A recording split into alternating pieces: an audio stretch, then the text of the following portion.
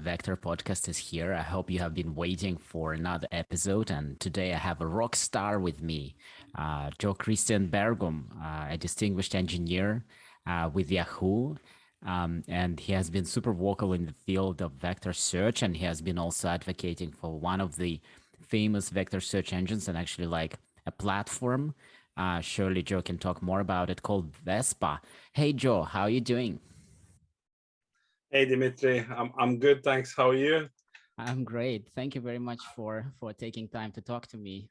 I And mean, it's fantastic being here, man, on your show. I mean, it's become so popular. So, and thank you for that introduction. I mean, I'm not sure if I'm a rock star, but it's really interesting to be here, and I really look forward for our conversation on vector search, and maybe we'll touch on language models as well, and we'll talk a little bit about Vespa and the technology in Vespa. So I'm really excited. yeah, looking forward to that. And I mean, you are a rock star. I can hear you every way on Twitter and, LinkedIn and blogging. And so what else?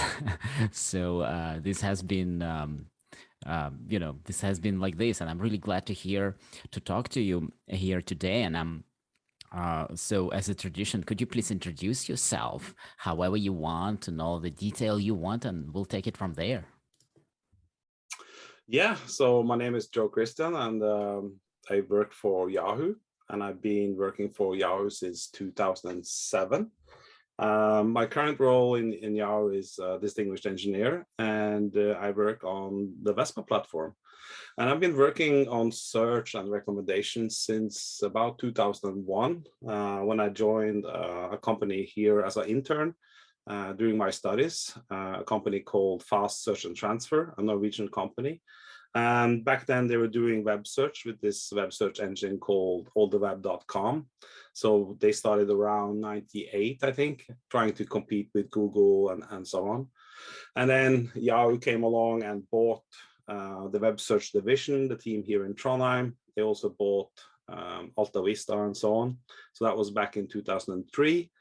And in 2004, Vespa was born. So, and I joined, I actually worked in Fast in the enterprise search division for some time, 3 years. And then I joined Yahoo in 2007. And since then I've been here working on search and Vespa in Yahoo. So that's my background. I also hold a master degree in computer science from the Norwegian University here in Trondheim. So. Oh yeah, that's great. Actually, by the way, I did visit Trondheim. Was it 2007 for an interview with one search company? Not Fast, but yeah, it was a great visit. I mean, I love the city. It's an amazing place. Yeah, it's an amazing place, and it's funny what you said about search and Trondheim, because it really has a special, maybe special even in Europe, because we at one time we had both Google, Bing, and Yahoo here in Trondheim. So that was a fantastic time. Google shut down their office here in Trondheim, but now we have a Microsoft is here in Trondheim, and also Yahoo has an office here in Trondheim. So there's a lot of search technology competence here in Trondheim. This is amazing, actually, for a relatively small city. But I think Trondheim used to be a capital of Norway at some point back in history, right? Yeah, in some point way back in the Viking days. yeah, exactly. So now all these Vikings are search engineers. We stopped going around with boats and harassing people. Now we develop such technology now. Yeah. Yeah, such a move. Wow. And I also understood that in Trondheim, as you said, there is the university. Is it actually one of the talent suppliers for this industry or engineering in general? Yeah, it is. We have the largest technical university in Norway is here in Trondheim, so has an old kind of history, and yeah, so it's definitely one of the reasons why the search companies have evolved, and the Fast Search and Transfer, the company was founded by people coming out of the university here. So Knut Magne Risvik, Bergum, and so these Toregge, and they actually started with FTP search back in 1997. So, and that developed into this web search engine, and then eventually this became Vespa in Yahoo.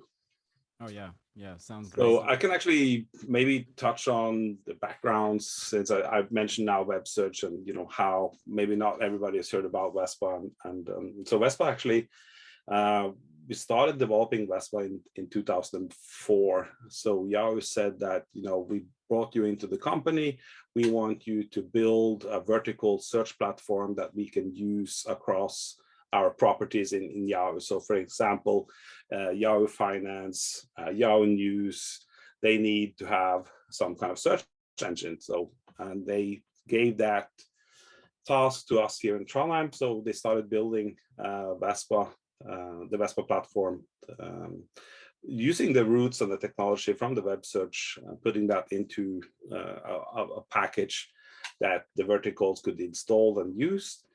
And then over time, so basically starting with basic BM25 like search, like keyword search.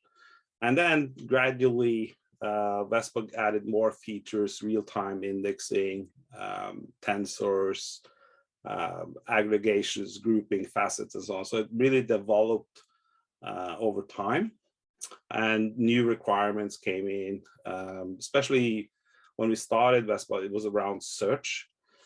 But in 2007, 2008, around that time, Vespa was also starting to be used more as a recommendation engine. So serving of recommendations. So when you go to financeyahoo.com and there's a set of articles that are recommended to you, the serving engine doing that is Vespa.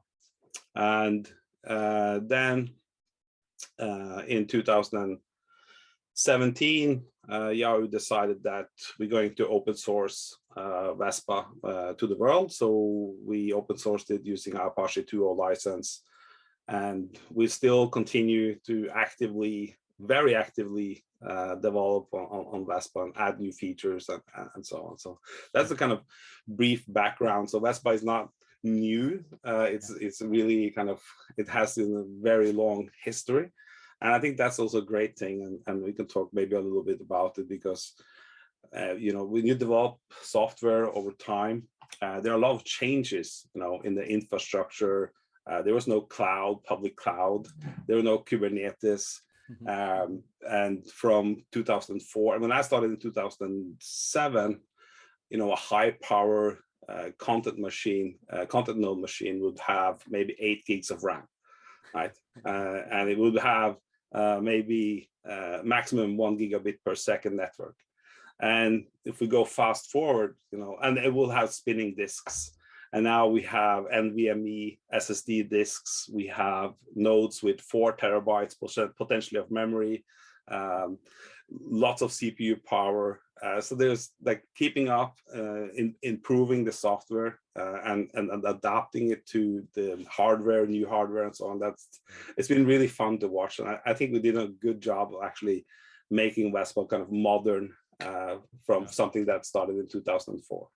It shows like really an exciting journey, and really like starting from what you explained, like small scale servers in a way, all the way, and the technology has changed so much, right? The disks became faster, I guess, and the network has become faster. And like I remember, like in Silicon Valley sitcom, if you watched it, like they had a case when they optimized one module in the system and the whole system went down because it's way too fast, right? So it's like, so it sounds like you have done quite a bit of job to actually keep this ship afloat. And like, if I understood correctly, technically speaking, Vespa or portion of Vespa is implemented in Java, right? And then portion in C or C++, and then you also have some Python, and maybe you can talk more about the choice of languages and sort of culture that there is in the team. But I'm also curious, like around the same time, Apache Lucene was also developing, right? Quite fast. Did you kind of look at what that team is doing, which is like an open source project? Was there something to learn from? Yeah, so let me tackle the first questions around Vespa and the kind of languages that we used. And there's a lot of things here to cover. So Vespa is around 1.7 million lines of code, the total Vespa platform. And it's roughly 50% is written in Java and 50% is written in C++. And why do we use two different languages and what are the trade-offs? So in the Vespa architecture, we made a clear distinction between what we call the cluster that holds the content, where you actually index and invert the documents and you have all the data structures for fast searching in these data structures. The content layer is written in C++ because you're managing a lot of data. You have data that you need to have in memory and so on. So, and it needs to be fairly efficient. And then on the what we call the stateless layer is the layer that actually interacts with user requests. So a user request comes in, it's accepted by HTTP server, and there you do, and that layer is written in Java, so you can also then deploy plugins. You can write your own searcher functions that can dispatch the query and get a reply. And you don't, it's transparent from a given searcher if you have a 100 node cluster or if you have a single node cluster. So that's kind of hidden away when you deploy a plugin. So those languages have different trade-offs. So it's a lot easier for people to write plugins using Java without shooting themselves in the foot using C++, right? So in the content layer in C++, we don't allow any kind of plugins. You can contribute or you can contribute to the open source, but then it needs to be a kind of feature. We don't allow you to embed a library or something into the content layer. So that's a trade-offs. And then you mentioned Python. We have a Python, what we call pyvespa, which is a language binding on top of the HTTP API. So it's not of the core kind of Vespa. It's an API where we built around interacting with Vespa and doing model evaluation and evaluating, for example, different retrieval and ranking strategies and so on. Mm-hmm. But yeah, so that's the kind of language. And regarding Lucene, Apache Lucene, so if I recall correctly, I think Apache Lucene started in 1998, so around the same time. So there's a lot of inspiration, of course, and there's not that many ways you can build a search engine. So, and Lucene pretty much, it's a really good library. So yeah, definitely we look at, you know, what's happening in open source, and they have a lot of admiration for the work and the committers of Apache Lucene. I mean, it's a great job that they've done, and they've been able to develop this over 20 years. And the core differences between Vespa and Apache Lucene is that Vespa is a full kind of engine. So it becomes more of like comparing Vespa with Elasticsearch or Apache Solar, which is kind of an engine on top. So there's no like Vespa like library which you can use. You have to kind of buy the whole platform. Yes, basically like a web server around it and all the components like the nodes and overseer and other architectural elements. Yeah, for sure. And on the Python side, I'm also curious, like with all the development of models and, you know, Hugging Face, and you can pretty much find a paper and then most likely there is a model already available in some shape and form. And so the Python layer in Vespa, does it help, you know, newcomers to kind of easier experiment with these models in conjunction with Vespa? We do hope so. And that was one of the goals for making pyvespa. So there are different kind of use cases where you, if you have like more of a low query volume, maybe you have 200,000 documents or something like that, you know, not really very low latency and so on, then you can use Python and do embeddings, and you can play, then it natively works with Hugging Face and all those libraries that are typically written in Python. And then you can use Vespa, just purely HTTP-based APIs and so on.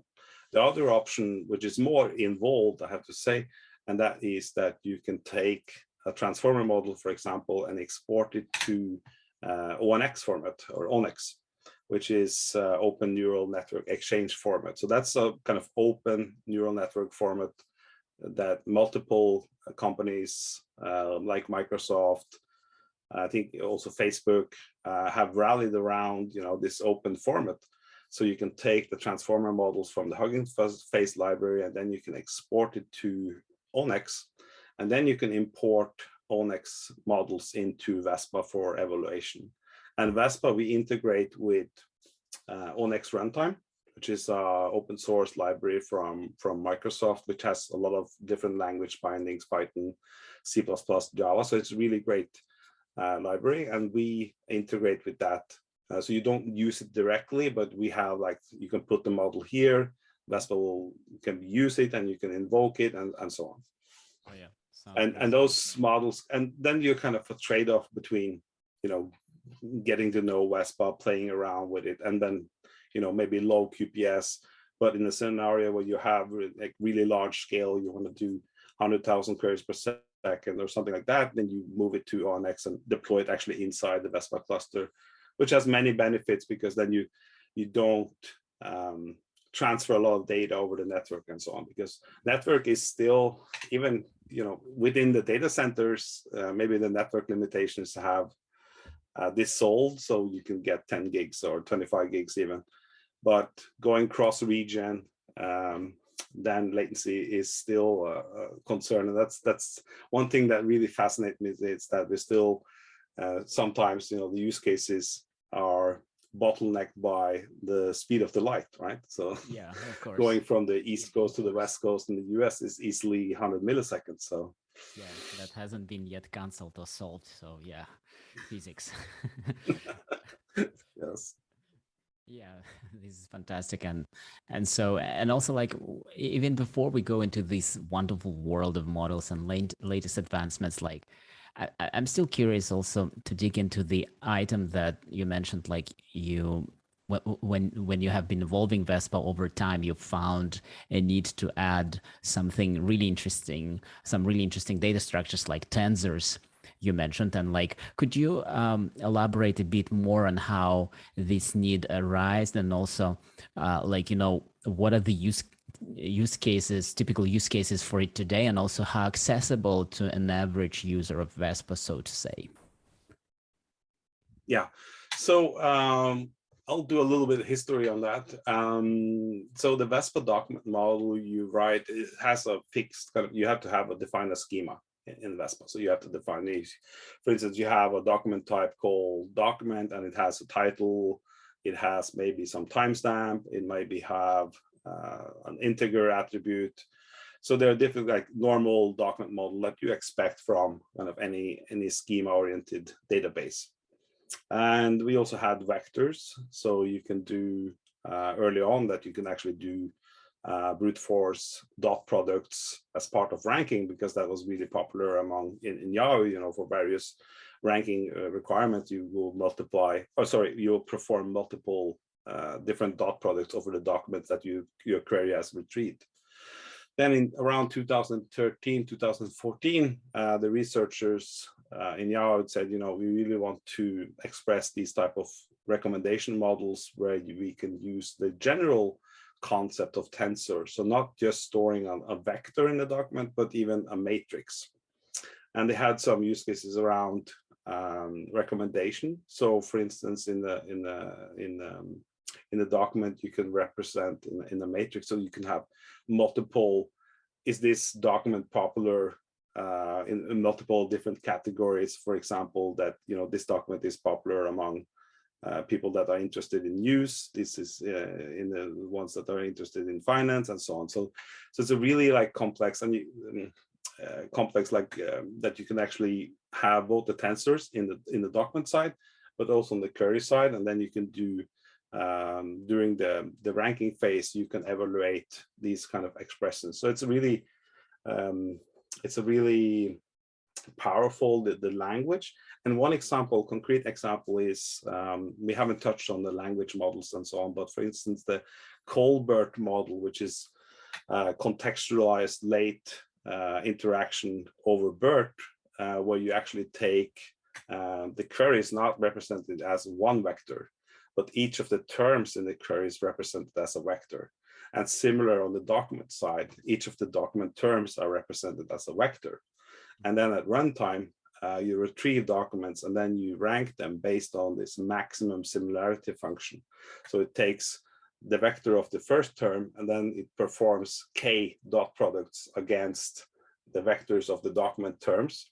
And then you take the maximum of that score and then you do that for all of the terms. So and the final is the sum. So that was actually one of the things that I personally, the tensors hadn't been that much used for search use cases, but more around recommendation use cases. But when I saw Colbert and I saw the maxim operator, I was like, this is just perfect fit for the Vespa tensor. It's a perfect use case. So so that's one example. Yeah.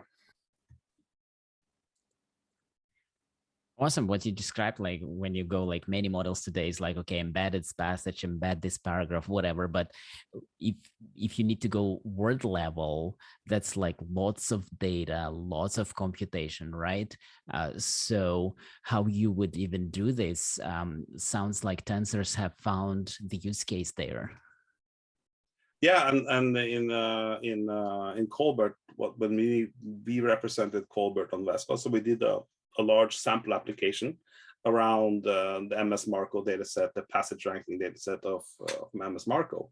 So we made a sample app where you can combine these different retrieval and ranking strategies.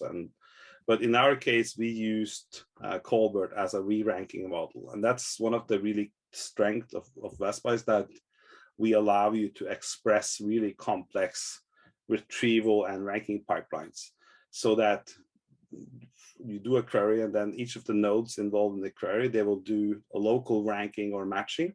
And then you can have a second phase locally on each node.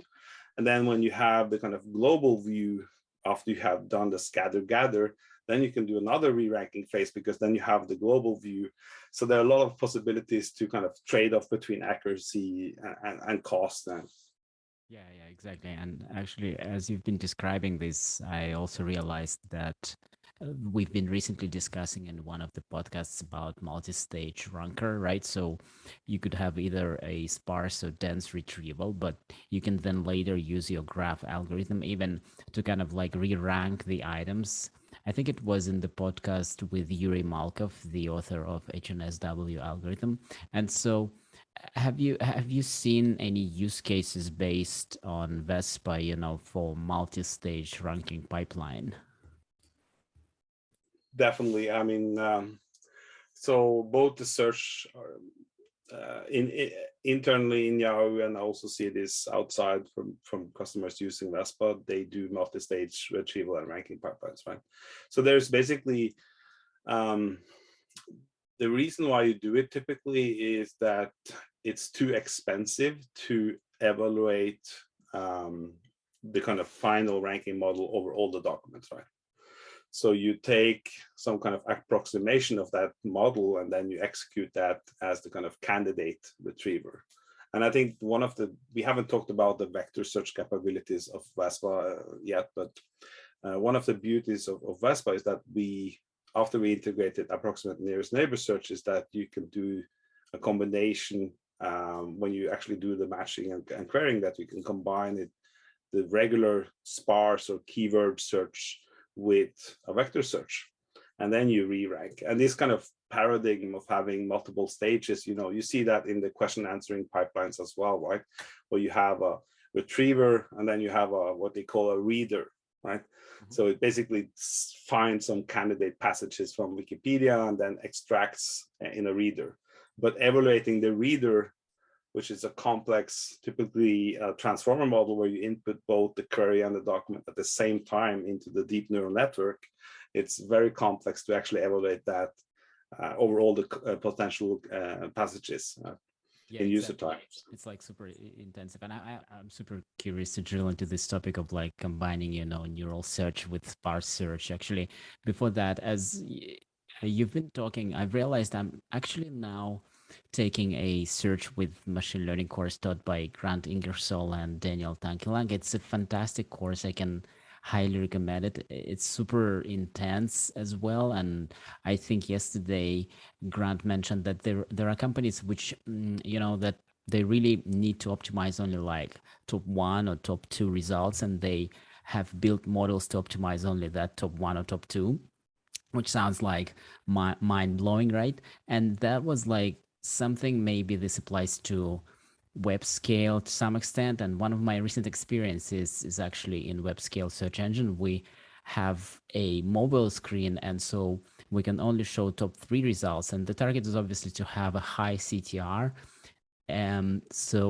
We've quickly noticed that if you do a sparse search without any logic on the query whatsoever, CTR is very low. So you have to do some tricks like query understanding and also trying to increase precision at the same time, maintaining the diversity of search in some degree. So, basically it's very easy that with sparse search, you hit just the tip of that iceberg and basically say, okay, I have 3 teacher jobs for you, which is not that interesting because we don't know if the user is looking for teacher jobs, right? So that's like, have you seen cases like this? I think these are really, really challenging ones.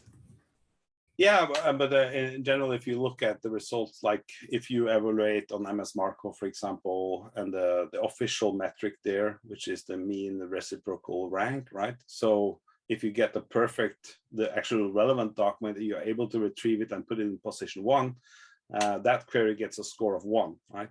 But if you put it in the second place, it's going to have a score of 0.5. And I think that's really a good measure when you talk about mobile screen precision at 1, 2, 3. So that's really important. But in the kind of retrieval, multi-stage retrieval and ranking pipeline, it makes sense to spend more of the computational budget within the latency SLA on those top K hits, right? So like when you go to Google today and you do a search, probably 100 million documents will be excluded in just a fraction of a millisecond, right? And then there are multiple stages, and you can be sure that the kind of the 10 last documents from the previous stages that they invest more time or computational resources on those hits. Yeah, exactly. And also the good thing is that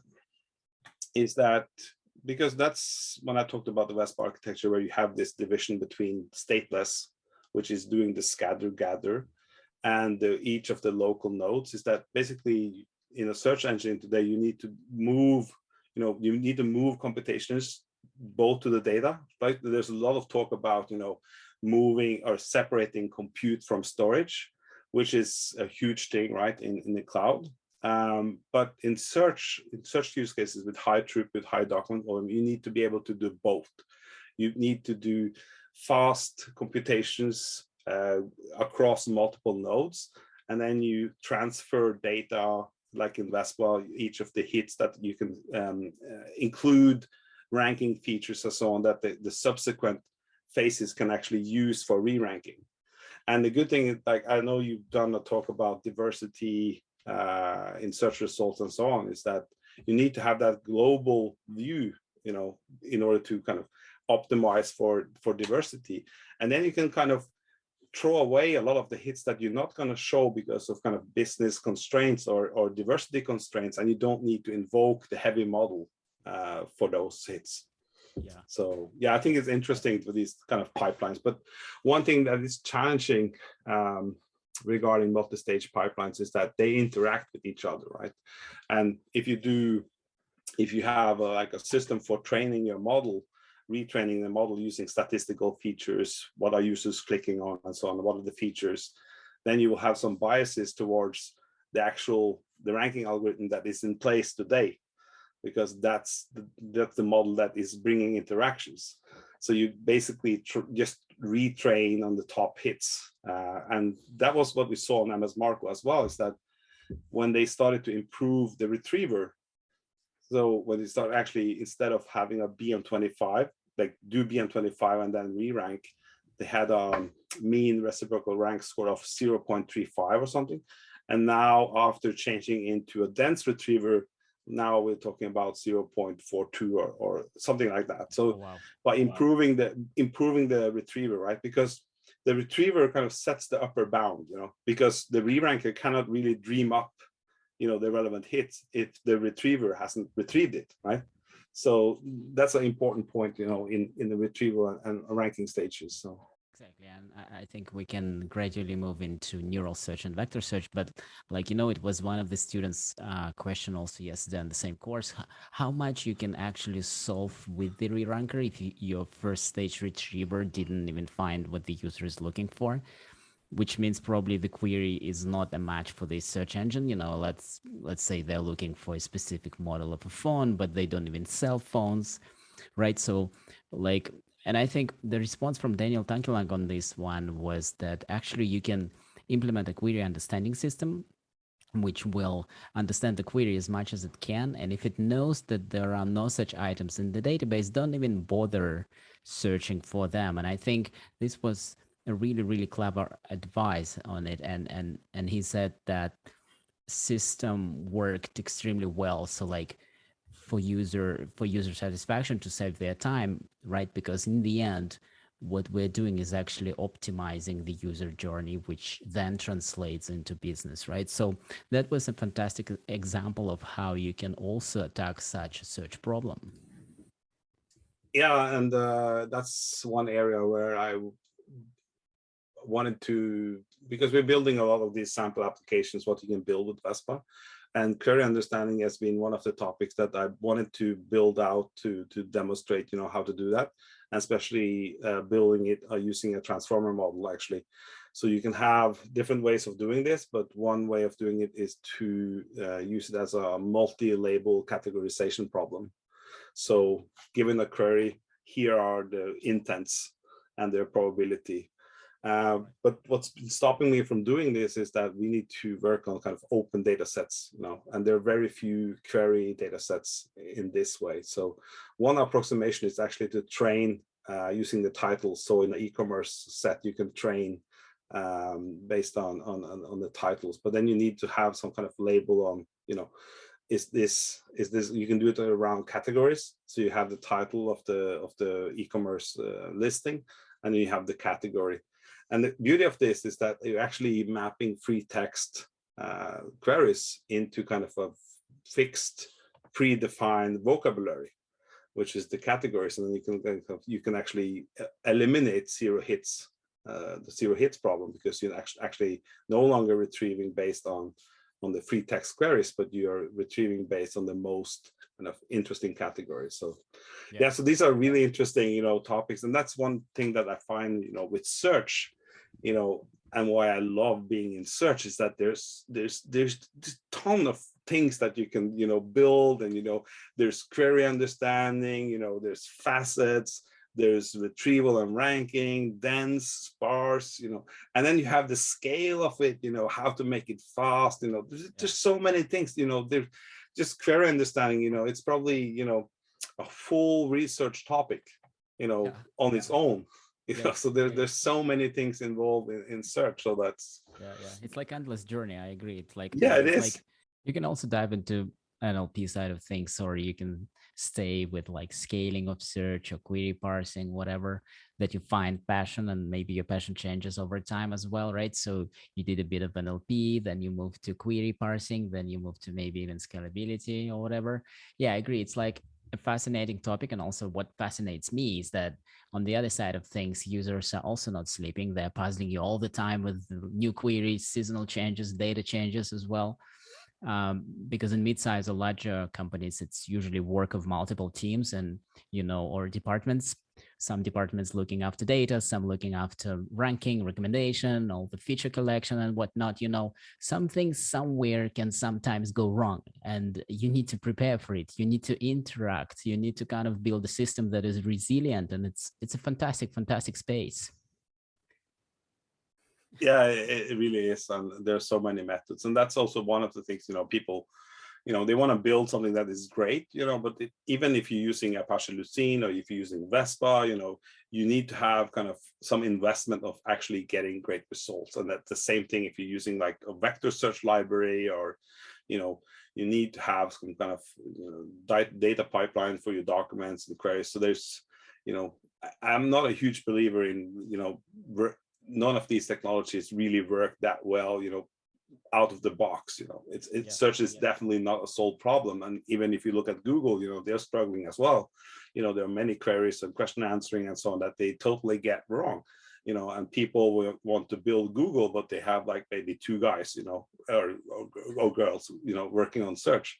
You don't build a great search experience, if you're by a team of two people. Yeah, it's a huge investment, and also like time investment. Not just like you need to hire a lot of smart people, but you need to give them time to actually go through all these challenges. And now that you've mentioned vector search, I'm actually curious, like, when in Vespa journey, did you first hear about vector search, and actually what caught your eye? And like sometimes even today, when companies evaluate whether or not to take the neural search journey or stay with the sparse search journey, it is not that obvious actually. And maybe you could share some advice there as well. But maybe first, if you could also do a historical deep dive there, super exciting. Yeah, so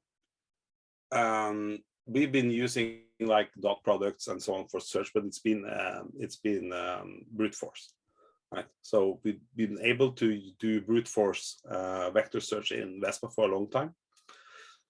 And then in 2018, BERT came out, and in January 2019, the researchers published really great results on the MS Marco passage ranking. And then we like, this is this BERT model, how can we use it? Is it, there are a lot of things, to get your head around, what its BERT is and how to use this. And then we saw that there basically were two ways of using it, either as a representation model where you encode the query and the document independently, and then you can build using a vector search library, you can build the index of your corpus, and then you can retrieve pretty efficiently if you have an approximate search version. So that actually was what motivated us in 2019. We started that work in summer, August, to actually have vector search. And then also internally in Yahoo, there were a couple of image search use cases around Hamming distance. So they were pushing for that. So there are multiple things. And also our users, it was open source by then. So users were also asking for it.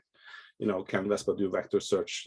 We see that we can represent vectors, but it's not that cost efficient if we need to do brute force. So then we start looking at, and we had all the kind of building pieces. We had the tensor, the document models, representing floats, and all these numeric fields and so. So it wasn't a lot of work to get all the kind of pieces together, but we had to implement the algorithm. And we did a pretty, I think, like 1 month where we actually surveyed multiple algorithms for approximate vector search. How could they fit into the Vespa model of doing things? So that's the background of kind of why vector search came to Vespa.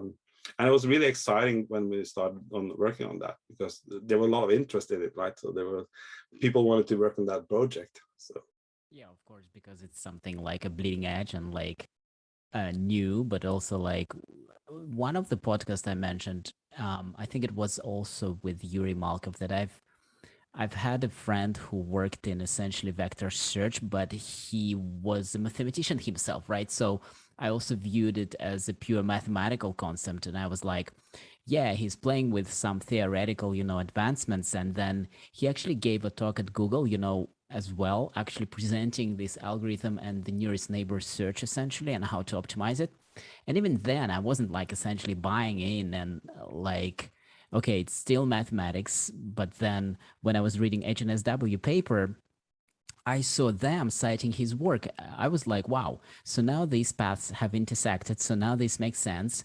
And, usually it excites me when it's put into practice. Is that how you felt as well? Like, was mathematic aspect of it like engaging for you, or did you view it more like an engineering sort of yeah, I'm definitely on the engineering side.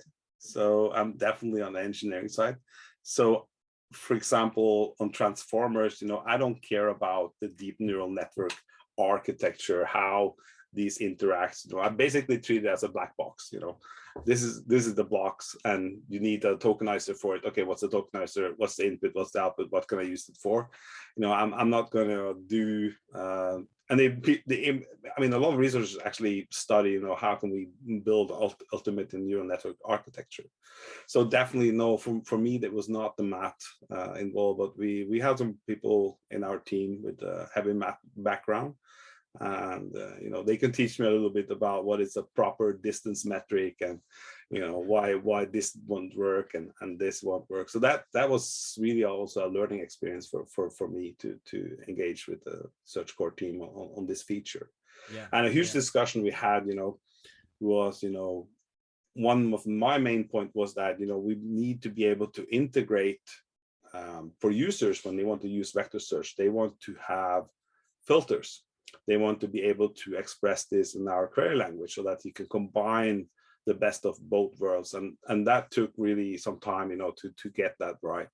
And that was really, really fun to see that you actually can write a query and say that, hey, give me documents that are near in vector space, then filter on this attribute, but at the same time also compute or retrieve based on the weekend query operator, which you heard about weekend, which is an optimization technique for doing sparse retrieval, and that you could actually express that in the same query. And I have to say that I was really proud of our effort when we came out with that and could be able to combine it. And that's really, if you look on the feature side, I think vector search, it's been the biggest game changer for us, was to actually integrate vector search, because that spurred a lot of interest into Vespa. Yeah. And I can. So we actually have people coming in, Yeah, go ahead. I can imagine that vector search can still be useful in search as well as recommendation systems, right? Yeah, exactly. So and that's one of the things that you see that factorization machines, dot products has been used for recommendation for a long time. So you basically see the technology for search and recommendation use cases kind of merging into the kind of same space, technology space, and for those type of use cases, I think Vespa is really really strong technology. But the interesting thing that I want to mention is that we had people coming in, asking about Vespa, thinking that it was a vector search database. And then they realized, hey, there's keywords, there's ranking, there's a lot of other features here, So that's been interesting for me, I see vector search as a feature of Vespa in this whole kind of serving engine that you can use for search and recommendation. Not like I see vector search as a very important feature, but it's like one feature of Vespa. Yeah, I have to admit that in part I probably played that role of bringing those users onto you through that blog post that I will of course mention and did mention multiple times, and where I compare multiple, now 7 vector databases, and I did put Vespa in that corner just to consider only the vector part, but I knew that you guys offer a lot more and actually still learn at some point. Hopefully we'll use Vespa in some project that I can actually evaluate. But yeah, you're absolutely right that some of these systems are actually beyond just vector search, and also the use cases, like the way you view this, right? You should actually take a step back and ask yourself, what is it that you are trying to build?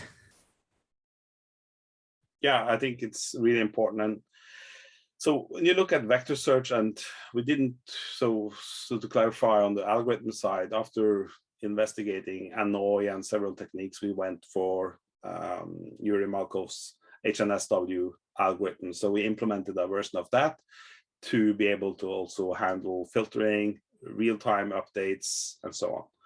So, but I think one discussion that is not heard that often is that vector search, when you introduce kind of HNSW or any technique, you are losing some accuracy compared to the brute force, right?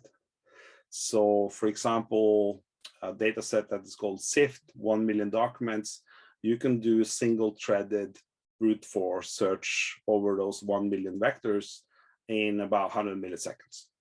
right? But if you do approximate and then some parameters of HNS-W, you might get down to 0.1 milliseconds or so on using a library, right? So it's 1,000 times faster. But by doing that, you are losing some accuracy.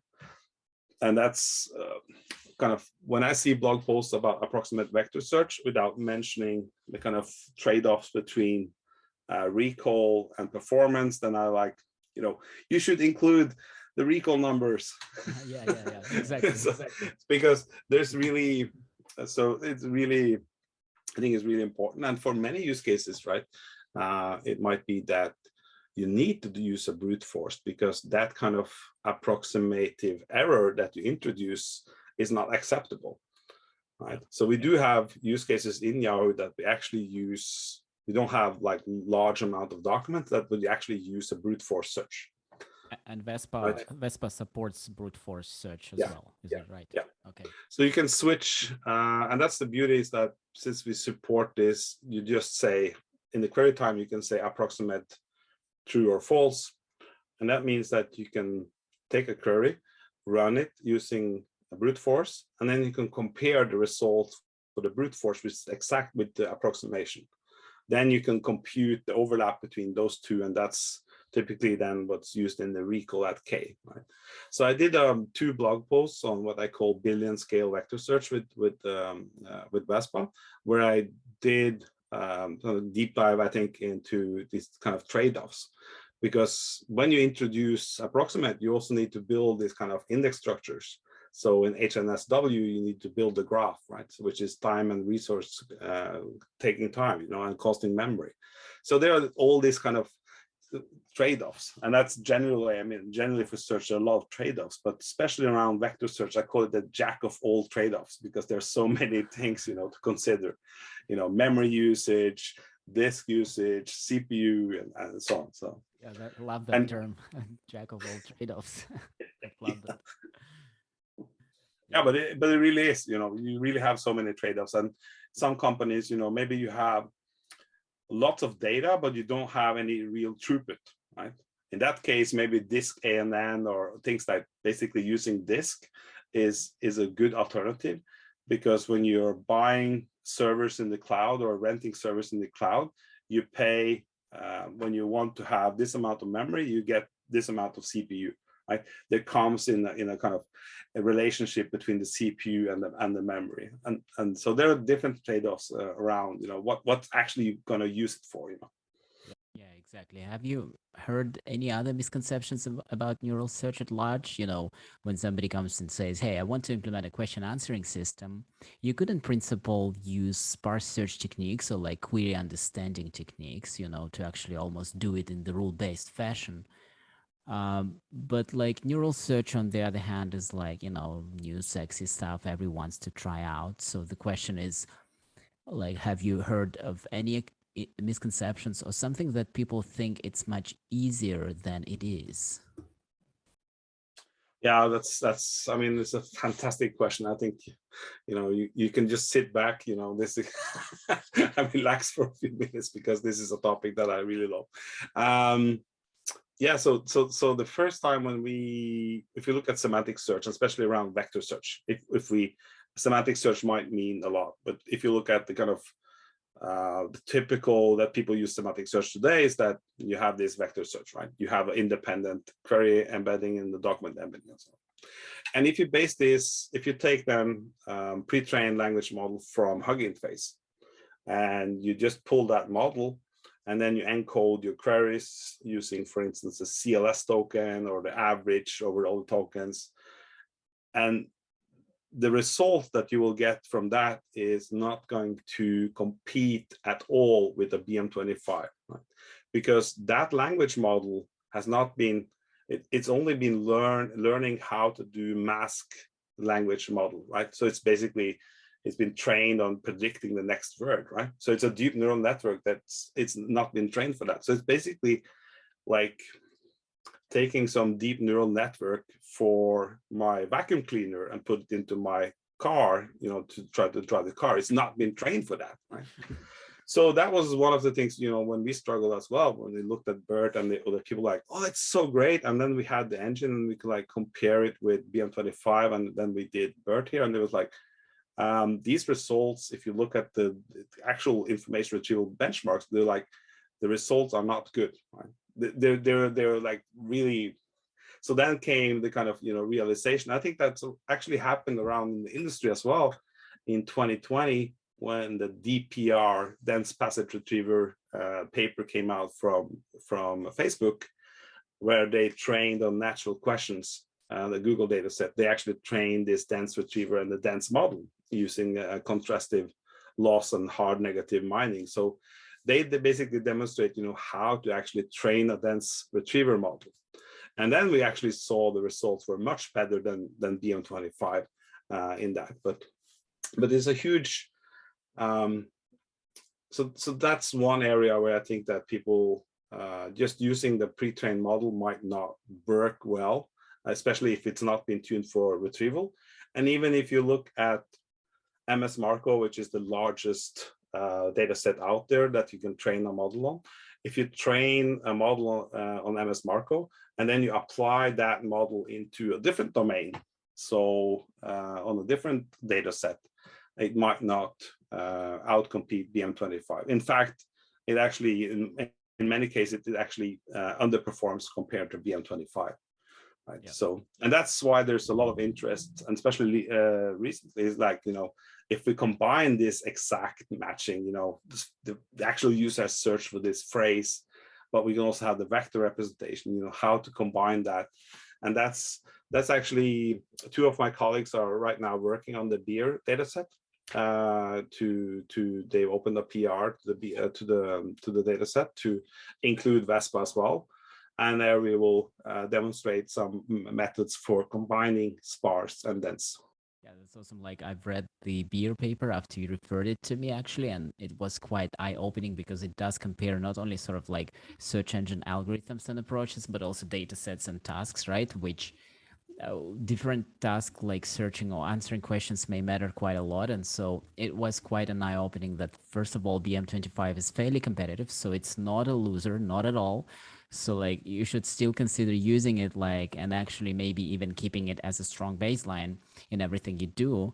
And I know some companies, by the way, still use TF-IDF, so maybe they should also like first transition to BM25 and only then jump to neural search techniques, so like a dense retrieval. And I think you also mentioned that and I saw, by the way, that you have participated in various competitions on dense retrieval and on ranking. Like, can you elaborate a bit more? Like, what drives your interest there? Because to me, that sounds more like academic interest in a way, right? But of course, you're also showcasing and probably bringing ideas back to Vespa. Yeah, so the motivation was actually around the MS Marco passage ranking, and where we actually could use this data set. And then our dream when we started to implement vector search was one thing, and the other thing was, how can we represent re-ranking using BERT in Vespa? So using the actual BERT model, inputting both the query and the document at the same time. So that was one dream we had, but we were looking at the results, and I think the first paper that we read, it read that they used maybe a day even with the GPU to actually perform 3,600 queries, right? So it was not really, how can we make this practical? And then 2 years later, we actually did beat their benchmark end-to-end represented on Vespa, and we were doing it in less than 100 milliseconds. So on CPU, right? So, but there'll be a lot of learning to get there. But that was the motivation to kind of demonstrate that you can take this state-of-the-art or close to state-of-the-art retrieval and ranking pipeline from an open data set, which is how widely recognized, and all the researchers are actually publishing papers around it. You can actually take that model and use Vespa and get those results, So it was one way of demonstrating that you can actually use these models with Vespa and have it serve in your system. So that was actually the motivation, not on the kind of science side and so on. But I have to say that I really would encourage everybody that works in search to look at some of these open data sets, play with them, maybe you have some ideas, around search and how to do search. And there's a lot of talks about boosting this, phrasing, how actually does that impact the results on kind of a data set. And I can really recommend the Track COVID, which is a data set that was made at the start of the pandemic. And it has about 50 queries and deep judgments for each of the queries, and the collection is rather small, so you can play with it on a single node and so on. So that I will really encourage people in search to try out, because then you get the feeling, does it actually work? Does it actually, compare it with BM25? What happens if I do phrase matching or do something clever? So I think that's and I'm really not a huge fan of anecdotal query examples. You see these kind of commercial actors with this, I'm searching for this and there's magic results. I'm more into, demonstrating that actually Vespa can do this and it has the funding and actually on the real data sets. Yeah, and I agree. In the end of the day, what matters is, first of all, can you apply this stack, as you said, in your real setting, right? In your domain, then. Another thing that you mentioned just now, the track COVID dataset. So maybe as the result of your research, you might also impact on the global situation, right? Maybe somewhere locally, maybe somebody will use your work to actually implement a better search system. So I think that that's also a fantastic segue to, the context that you're doing. And that's actually a very interesting point, because we had at the start of the pandemic, we built a Core-19 search interface that we published online, so people could actually go and search this data set. And people, I don't recall the details, but it's still online, and people actually, because it was all open source, so they forked it and they started using Vespa and based on that. And I think it's a much better shape, that service right now than the Core-19 search that we did. So they actually built on that work. So that's great. And I love to put what I call sample applications, what can you build with Vespa, and that's actually a lot of my time these days are spent on making these sample applications smooth and easy to work with. And especially we've been rather weak on the kind of UI, putting together front ends and so on. So that's actually some work that I'm doing right now to kind of build more of the product. What can you build with it? Because people don't get really excited about looking at JSON output, to actually see some interactions, facets, auto completion, and to actually build that whole experience, for the product people. Yeah, it's like looking at the engine when you actually want to maybe look at the car, right? And then you get fascinated by how shiny and sort of slick it is, and then you're like, I'm buying it. Yes. I totally hear you there. And like actually in these use cases, there are other platforms, in the neural search space also doing multiple demos. Have you been looking into the direction of multimodal search? Does that excite you? Do you think it's too much of a bleeding edge or niche use case? Or do you think it has potential because of the neural search crossing the boundary of text towards the image, audio, and so on? Yeah, I think multimodal is really where vector search is shining. So this is the area where it really shines. I have some doubts about out of domain, like we discussed, using a vector model for text search. If you don't have any labeled training data and so on and adopt it to your data. Using vector search alone for that, I think, is questionable.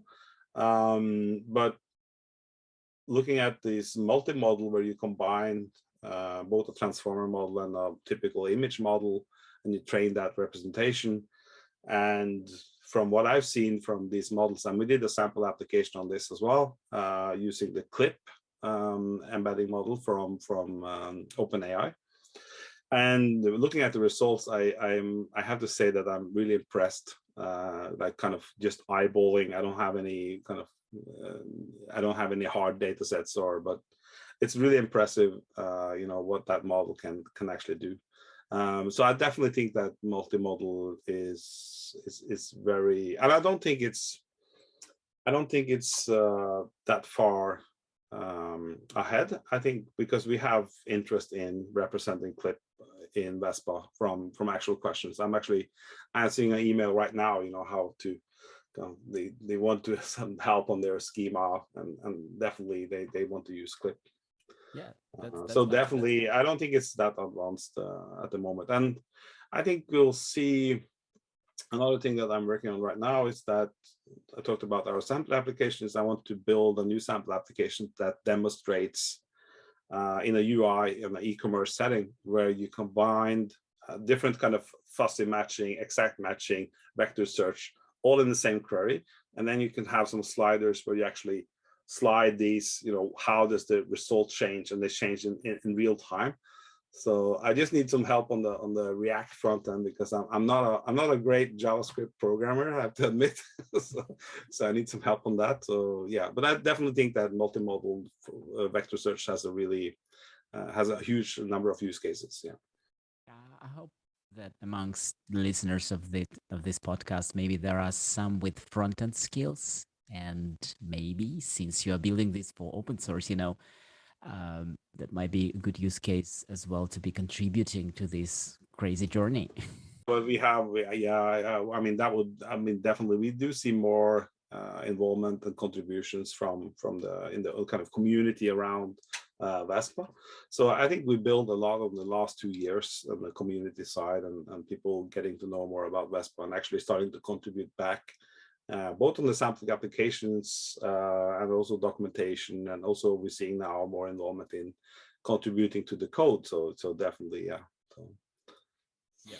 So that's, but I think it's from a product side, it's really important for us to, and also we have a commercial offering of Vespa where you actually have a hosted interface, hosted solution, multi-region, and I think we want Vespa to be able to run fully fledged in your environment if you want to use it, because it's open source, it's Apache 2.0.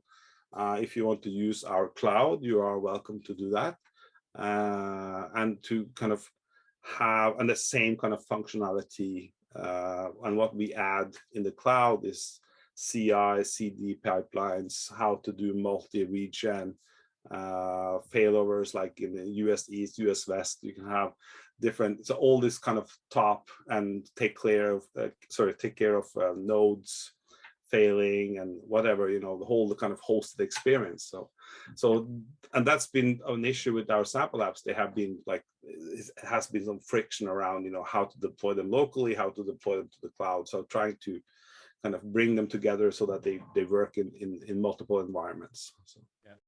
That makes a lot of sense. And I guess it takes a lot of engineering effort to also kind of cover all these different use cases. So sounds quite exciting. And actually demoing the technology, I think, as you know, other vector databases have done it. And I think it's such a low entry for, especially for non-technical people or those who are in charge of business units, to actually make decisions. And I think for them, having a relevant demo is going to be quite a game changer, because if they need to reason about your technology only through the eyes of engineers in their company, then probably that's much longer path, right? Yeah, exactly. And I want this experience to be as smooth as possible, so that you can get started with the sample application, run it locally, get some data into it, fire up your front end, React, and you can interact with it. And if you're happy with it, if you want to share it with your friends, you can upload it to the Vespa cloud, and then you can share the URL to your friends. And that's a model that I really believe in, that you can, it's open source, so you can actually run it locally, and then you can take, the cloud provider can actually take care of the hosting for you. So that's, and right now we are providing like free trials. So you only need an email address for the Vespa cloud. You don't need a credit card or things like that. So you can actually play with it and run with it. We can even leave a link where users can try out Vespa and subscribe. So I think that will be quite beneficial. And actually, I was thinking, like, even though we a little bit drifted in our conversation away from vector search, you did mention the exciting space of combining, vector search with sparse search. And I wanted to take it from the angle of a non-technical user, right? So let's say they come to you and they say, Joe, can you actually enlighten me a little bit on how do I combine these things? Maybe I just want to dip my toe in vector search just to see what it can or cannot do in my domain. What would you recommend them to do, assuming that they already have maybe like a sparse search engine and maybe they are evaluating Vespa as one candidate? Yeah, so I think the question is, if you're using Vespa, it's rather easy to do this, because you can express it in the query, and then you write your ranking profile saying that, this is how I'm going to combine the sparse ranking signal, for example, BM25 with the retrieval. For others that are not using Vespa, using, for instance, Elasticsearch and open source Apache Solar, what we see is that they build a lot of infrastructure on top of these. So they actually have the ranking layers outside of Elasticsearch, right?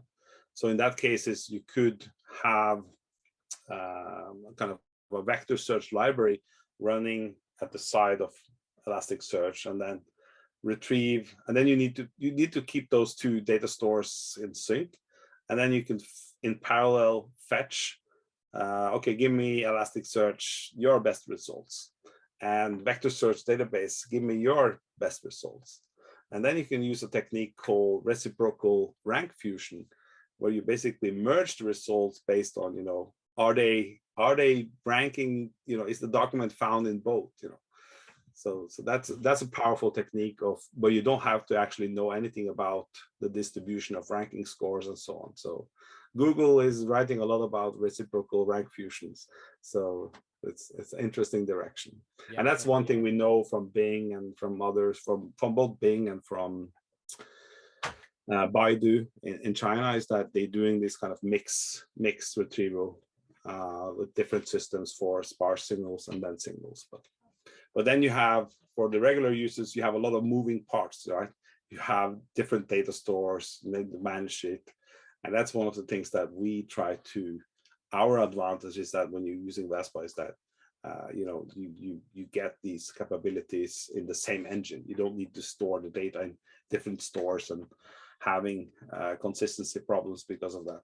Yeah, exactly. So I would definitely, if you're interested, if you're sitting there today with open source or Elasticsearch, and you don't want to invest in Vespa, you could try dispatching the query and doing reciprocal rank fusion.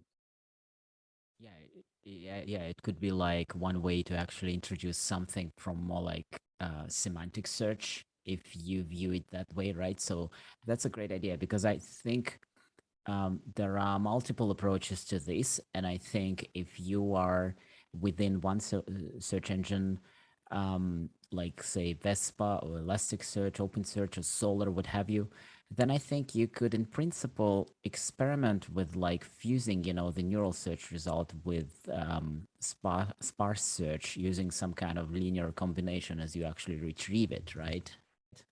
Yeah, so you can actually use a linear combination, but the great thing about this rank fusion is that you don't look at the ranking scores.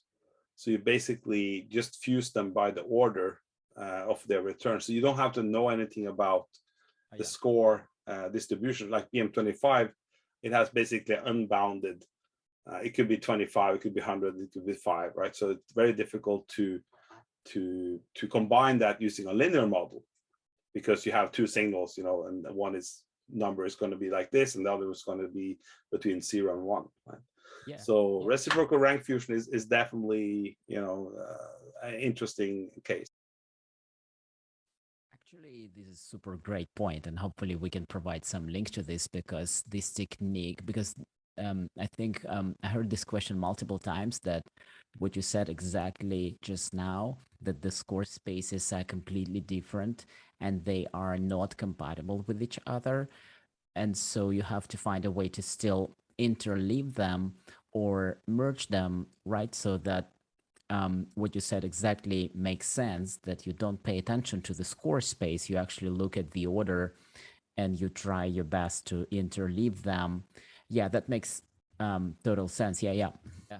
Yeah, there was actually a recent paper on, because there has been more interest in that these dense models alone, that they generalize not that well when you're using out of domain. And one of the things that the Google researchers were doing and showed promising result was using this rank fusion. And I've seen this rank fusion in the multiple Google papers. So it's very interesting. The researchers there, they are really interested in reciprocal rank fusion. So Yeah, sounds like a popular technique. Yes, I mean, time flies and I really enjoy talking. It feels like we could record another podcast. What do you think?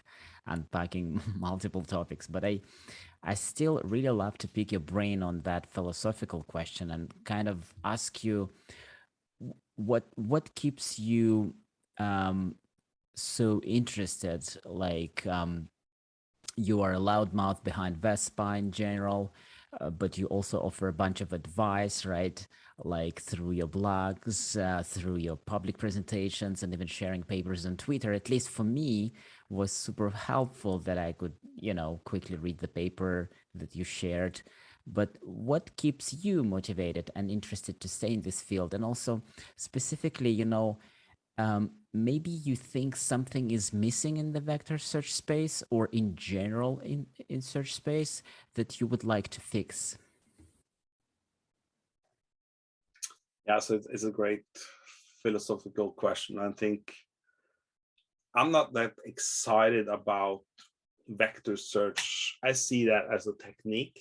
So I'm more like excited about search because I think it's such a fascinating problem. We touched on it before. You have query categorization, spelling. You have so many different aspects of building a great search experience.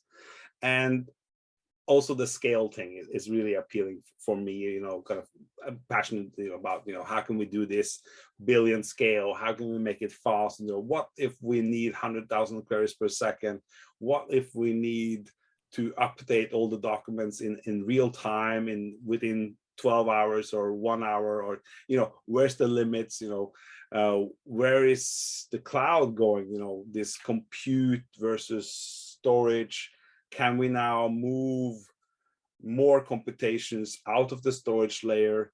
There are a lot of these exciting on the kind of system things, but on the kind of more science things, how to build a great search experience, I think you need to have these kind of multiple techniques. And we didn't touch on it, but vector search is one thing, sparse search is another, but GBDT models, tree-based models, is really ruling the search world. It's kind of the hammer of search because those models on tabular data, statistical features, they really show promising results. And that's another thing that I think is great then about Vespa, is that you can combine these GBDT models, neural metals, in the same ranking functions. I don't think that there's a one single silver bullet for retrieval. I think there are multiple different signals. Like for instance, let's do vector search. If you only do vector search, if Google only did vector search, only on the text, right? It would basically, you have a lot of duplicates on the web. You have low quality content. There's page rank. There are other factors. It's not only vector search. There's that kind of different techniques. So that means also that there's a lot of new things to learn. How do you do query categorization? How do you actually determine which facets in the kind of navigation you're going to show to the user? And like you touched on at the start, if a user does a query and we don't have any good results, should we just slow them some random results, or should we say that, hey, I'm sorry, but we don't have anything for your query. So yeah, that's really what motivates me, is that it's such a fantastic problem if you're interested in scale and all these kind of things coming together. So yeah. Yeah, thanks for that. It's deep and it's very wide, and I think it's like limitless space. And I hope also that newcomers feel it's kind of like a low bar entry, especially. And we didn't touch on this, but especially with your work in open source, the support. Like you can go on Slack or whatever tool you're using to communicate with your users and actually listen and address their concerns, questions, and hopefully this opens more possibilities for newcomers to enter. Yeah, I love actually. It's actually a weakness as well, but I love answering questions. You can see me answering questions on multiple Slack spaces. I love people asking questions about search, so I really love that. And what really gets me, if someone is struggling with something, how can I do this with Vespa? And I'll try to explain it. You have to do this and that. And then I go back, at the product and saying, we need to fix this. We need to make this more easy for people to use, right? So it's a both way thing, and that's one thing that I learned in my career, is that listen carefully to your users, how they're using the product, what are the pain points, how does it feel to get started, are they able to progress? So that's really also motivating, and honestly, I think that some of the work that we done using some of these smaller transformer models has an impact on the industry. Like, I got contacted by a person here on Twitter the other day. He said that, I saw your tweet about these smaller language models, like not the BERT base that people usually turn to, but this mini LM model, which is a distilled 22 million parameters that actually did a demo that you can run it in your browser. And he said, I saw your tweet and I went ahead and tried it for my domain, which was classification of hate speech. And then he did a blog post on it and he mentioned me. And I think that was really interesting for me to see that, that I could share something that some people could actually make use of, even if it was outside of search. So, and I learned a lot from, especially around the relevancy Slack space that we are both in, the open source connections Slack space.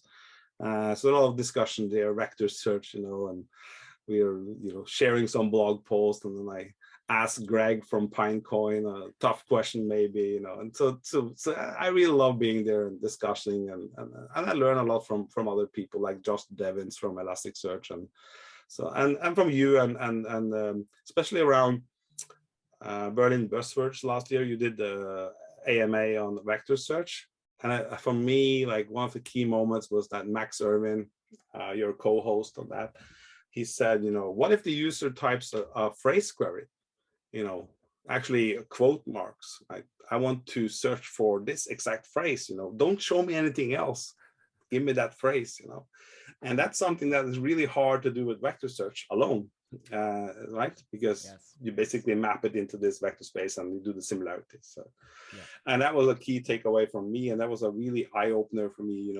We need to be building out better examples of how actually to combine sparse and dense singles. So Yeah. This is amazing. And what I enjoyed what you said is that you keep your practitioner hat on, so you don't just buy in easily into these new models, or you don't stay only in the field of, okay, I'm only an engineer, I don't even know what machine learning is. Because I think the profession is slowly changing and it's like a blend of skills where today you need to succeed as a search engineer. And maybe it shouldn't be called the search engineer anymore. Like, I think it needs some new term, but we will probably be stuck with it for the lack of a better term. But eventually, you will need more skills under your belt. And I think of the work that you are doing is amazing in sharing this knowledge and that people can actually reproduce it. And I think that's super, super crucial for the progress. Yeah, I mean, thank you, Dimitri. That's really nice of you, and you know that's yeah, I think it's actually true, you know, to share. And I think that what you said, you know, building a search team today is really hard, uh, because especially since deep learning entered the search field, right? So now you need to know how to configure and do matching and boosting and Elasticsearch. And now we also need, you know, how do I train a dense vector model? And, you know, how should I, you know, should I use BERT? Should I use BERT large? You know, does it handle multilingual text? Does it handle spell correction? You know, there are all these kind of different things, you know. So building a search team in 2022, it's not easy because you need a kind of a mixed NLP search, you know, there are a lot of different things. And that's what I love about it, you know. And I talked about on Twitter and in a talk I did earlier as well, that this neural paradigm shift has opened this kind of knowledge gap, you know, how to actually successfully apply these methods.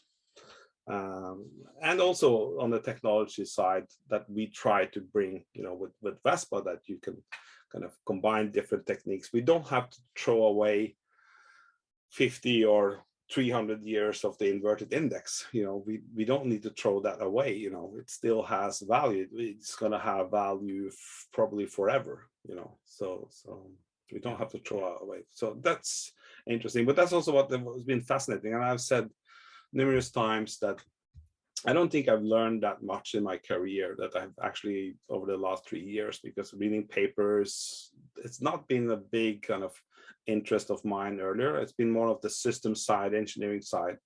But that's been an eye opener for me, you know, to kind of how to apply these techniques. And yeah, so and to learn, you know. And that's the great thing about open source, is that, you know, we can share ways of doing things. Yeah, yeah, absolutely. Sharing is caring, and so much comes back to you, as you said. You know, you get mentioned somewhere and you feel like you didn't do it in vain, but also you might learn something new, like a new use case. And I feel the same, you know, when I blog, or when some video is viewed by somebody and then somebody says thank you, even just multiple months after I did it. And you know, it's just an amazing feeling. It's like a sense of connection as well, especially in these days when we don't maybe meet socially as we used to. But that's a new, actually evolutionary new way of connecting. And I feel much more comfortable and enjoying this more detailed conversation. So maybe these interactions on Twitter, they bring a lot more value, and I think this is super great. Is there something that you would like to share on Vespa development, or maybe something that users might anticipate, and maybe you want to point them to some tutorial that they might, you know, take a look at? Yeah, so I can give a few product updates on what's coming from Vespa. We are coming, we're gonna release some integrated dense models for Vespa, so you don't have to export. You can use these models off the shelf, and then we allow you to tune the query encoder. So you have the document encoder is frozen, but then you can tune the query encoder, and then show you how to combine these, combining both dense and sparse. So that's one thing that is coming out. Other thing is that we're taking some steps regarding for low QPS use cases, because we designed Vespa, you know, to be kind of low single-digit milliseconds on multiple different use cases, but not everybody needs that. So we're introducing some new options for memory management, so that you can actually run on servers with less memory. So that's I think that's going to be a game changer for certain use cases that don't need high throughput, low latency. So that's two things, and yeah, that's, I think that's more than enough. You know, Yeah. and there will be some blogs, I think, about our results on the beer benchmark. Yeah, yeah, that's awesome. And I'm going to come out also with a blog post on a technique called SPAN, which is a paper from Microsoft. So I end-to-end represented that on Vespa. So it's really interesting technique, the hybrid combination of HNSW and inverted file. And you can represent this end-to-end in Vespa. So I'm going to do a part 3 of my blog post series on billion scale. So that's something I'm looking forward to. But right now I'm kind of refactoring a lot of the sample applications and so on to get the experience more smooth.